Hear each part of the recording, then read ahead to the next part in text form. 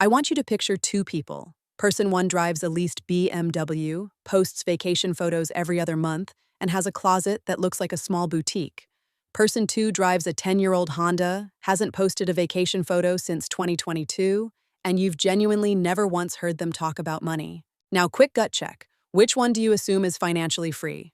Most people, if they're honest, would say the first one. And here's the thing. That instinct is almost always wrong, and it's wrong in a way that's actually costing people real years of their financial life, because they're chasing the signals instead of the substance. I've spent a long time looking at how actual financially free people behave, not how they perform on Instagram, and there's a pattern.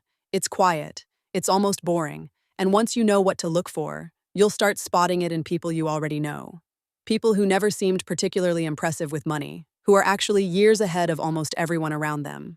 So let's get into the 10 actual signs, and I promise by the end of this, you're going to look at your own life completely differently. Sign number 1, they know their exact number off the top of their head without opening an app. Not roughly, not somewhere around. I mean, if you woke this person up at 3 in the morning and asked what their net worth is, they'd give you a number within a few $100s because they've internalized it. Here's why this matters more than people think. A survey from Bankrate found that a huge share of American adults, consistently cited around 40%, don't know their own net worth at all. Not a rough guess, zero idea. And that's not a coincidence because you cannot build toward a target you've never actually measured. Financially free people treat their net worth the way an athlete treats their stats. It's not an obsession, it's just data they check. Sign number 2, and this one surprises people. They spend real money on things that don't look impressive to anyone else. A financially free person will happily drop $300 on ergonomic office furniture because they sit at a desk 8 hours a day, but won't blink at skipping the newest phone release for the 3rd year running. It's not frugality for its own sake, it's precision. They're not optimizing for what looks good to strangers. They're optimizing for what actually improves their life, and those two things overlap way less than you'd think. Sign number 3, they have an actual answer when you ask what happens if they lost their job tomorrow. Not a vague, oh, I'd figure it out. An actual number of months they could survive without a paycheck, and a real plan for what comes after that number runs out. This is the emergency fund conversation, but I want to reframe it, because most people treat an emergency fund like a nice-to-have. Financially free people treat it like oxygen. According to Federal Reserve research, a significant portion of adults still couldn't cover an unexpected $400 expense without borrowing.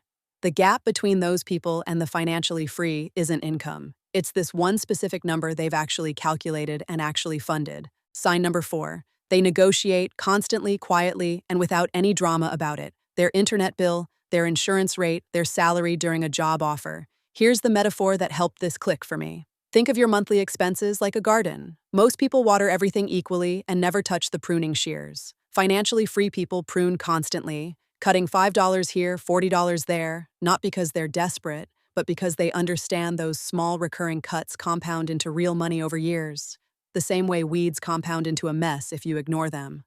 Sign number 5, and this one's uncomfortable. They've had genuinely hard conversations about money with people they love, a partner about spending habits, a parent about an inheritance or a loan that never got paid back, a friend about splitting a bill fairly. Financially free people don't avoid these conversations because they're rude. They have them because avoiding them is expensive. Research on relationship dynamics has consistently found that money disagreements are among the top predictors of relationship stress, and the couples who talk about it directly and early tend to fare significantly better than the ones who let resentment quietly build. Silence isn't peace. It's usually just delayed conflict with interest. Sign number 6, their spending doesn't spike when their income does. This is the one that separates people who look rich from people who are actually building freedom. Somebody gets a raise, and within a few months, their car payment goes up, their apartment gets nicer, their weekly takeout habit doubles. That's lifestyle creep, and it's sneaky because every individual upgrade feels justified in the moment. Financially free people specifically design around this. When their income goes up, a fixed percentage of that increase goes straight to savings or investments before their lifestyle ever gets the chance to expand into it. Their day-to-day life might barely change even as their income doubles, and from the outside, that can look almost like they're not doing well.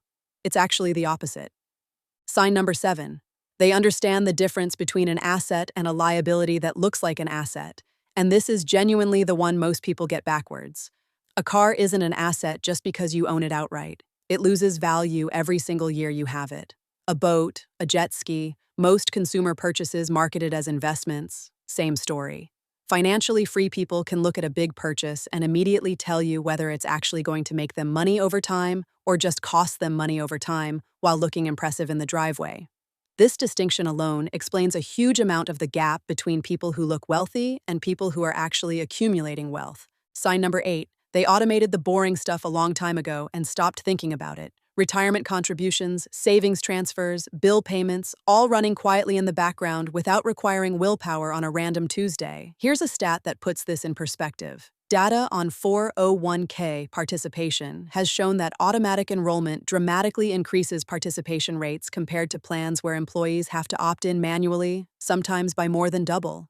Same humans, same options, wildly different outcomes, purely because of whether the default required action or didn't.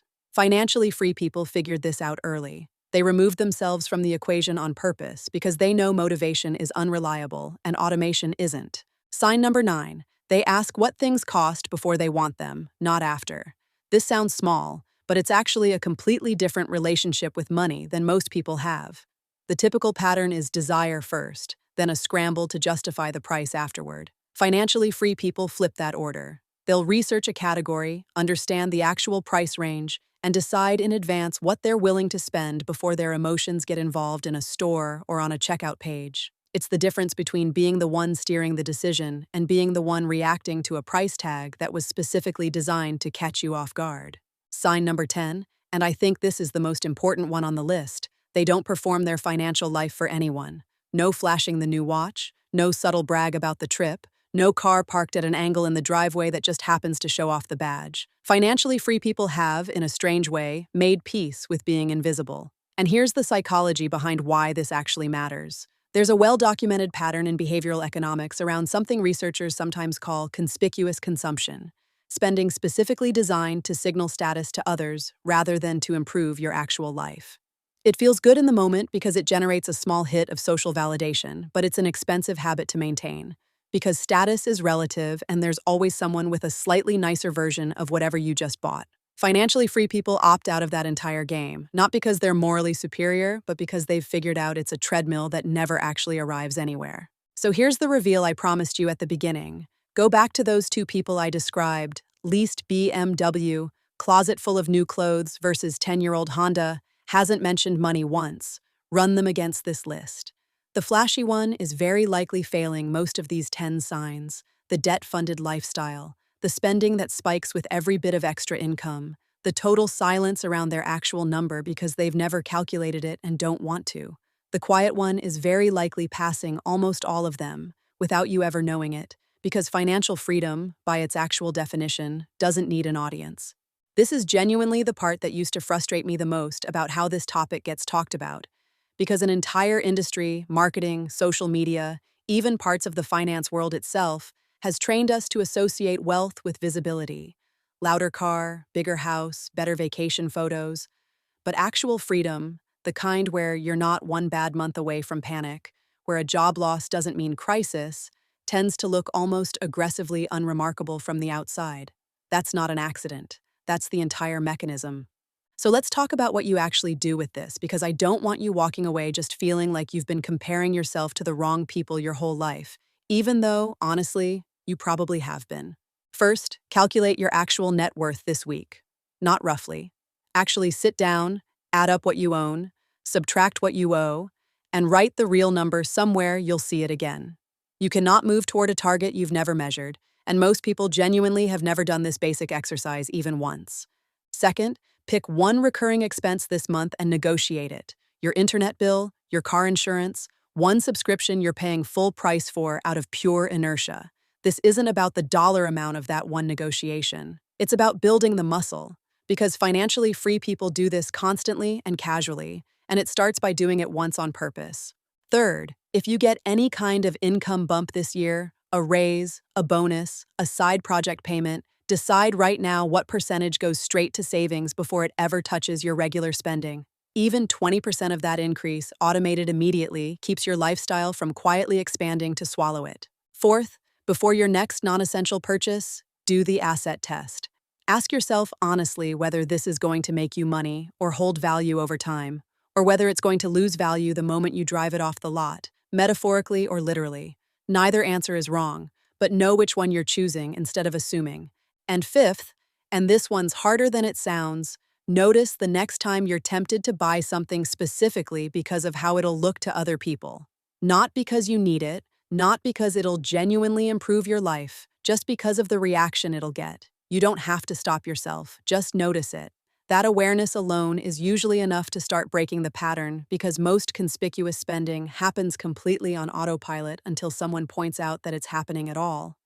Here's what I really want you to sit with. Financial freedom was never actually about the number everyone assumes it's about. It's not a private jet. It's not a mansion. For the vast majority of genuinely financially free people, it's the quiet ability to not panic, to absorb a bad month, to leave a job that's making you miserable without your entire life collapsing, to say yes to time with people you love because money isn't screaming at you in the background. That version of freedom is available on a completely normal salary, and honestly, it's available faster than you think, because it was never actually about how much you earn. It was about these 10 quiet decisions made consistently by people who stopped performing wealth and started actually building it. If you recognized yourself in more of these than you expected, that's genuinely a good sign. And if you recognize someone else entirely, someone who never seemed impressive with money but is somehow always calm, always stable, always fine, now you know why. If this changed how you look at the people around you, subscribe, because next week I'm breaking down the exact signs that mean the opposite, the quiet warning signs someone is heading for real financial trouble, even while their life looks completely fine from the outside.